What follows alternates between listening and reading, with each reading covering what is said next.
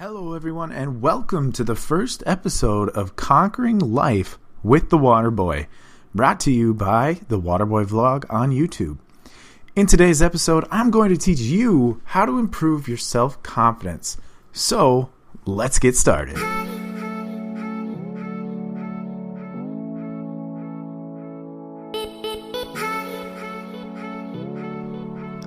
Welcome to the Conquering Life podcast.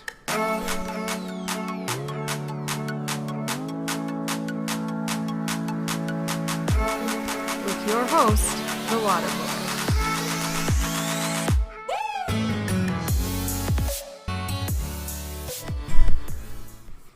Self-confidence is one of the most difficult things to improve on. In fact, a lot of people will say that it's something that you can't work on and that it's just like your DNA. Well, I'm here to tell you that is simply not true. Although it's tough, you are able to improve your self-confidence.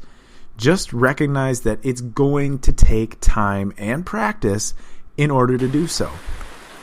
One of the most important things you can do in order to start building up your self-confidence is questioning your inner critic. And more often than not, people have low self-confidence not because other people are consistently putting them down, but because they are constantly putting themselves down. So a lot of us, we doubt ourselves, which is holding us back from reaching our full potential. If you're able to identify when you're either putting yourself down or you're questioning your ability to do something, then you're way ahead of the game. Now, if you currently are not able to identify when you're putting yourself down or questioning yourself, you need to start paying attention to your thoughts so that you can pinpoint exactly when you're having these negative thoughts about yourself.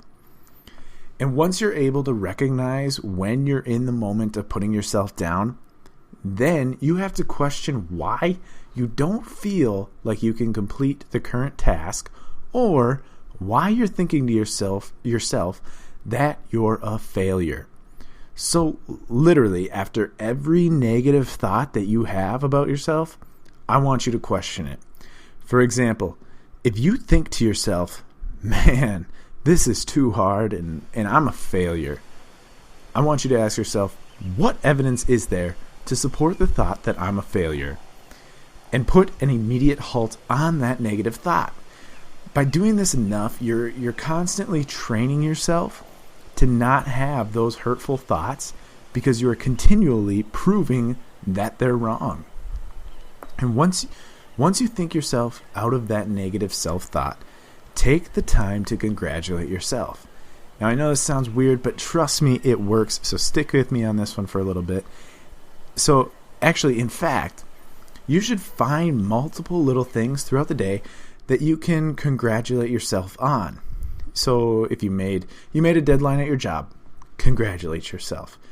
You got a higher score than expected on that test, congratulate yourself. You had a really successful bowel moment, go ahead and congratulate yourself on that too. Finding little things like this throughout the day, no matter how meaningless they are, and congratulating yourself for accomplishing them can be a huge confidence booster. So now you're eliminating the negative thoughts you're having about yourself. You just congratulated yourself for what you just accomplished in the bathroom. And now when you walk out of that bathroom, own it. And what I'm talking about here is body language. There are certain things that people do that can portray just how confident a person is about themselves. One of the biggest identifiers for low self-esteem is putting your head down when you walk by someone. Think of it like this.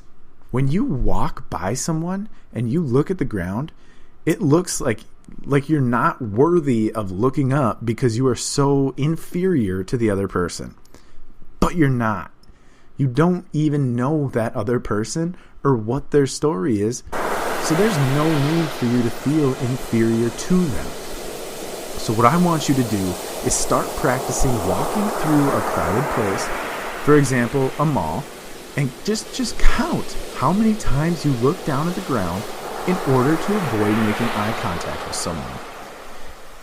If you're continually working on keeping your head up while walking and keeping track of your practice, I guarantee you that the more you practice and think about this, the more your counting of the number of times you look at the ground will go down and your confidence will go up. Now, since we are on the topic of our bodies, one other thing that can be extremely beneficial is doing one healthy thing for your body each day.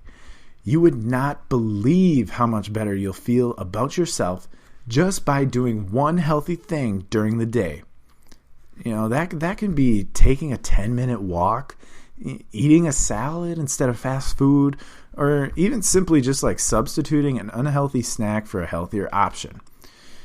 Because when our bodies feel good, it's telling our brain that we're feeling good, and our confidence will go up greatly.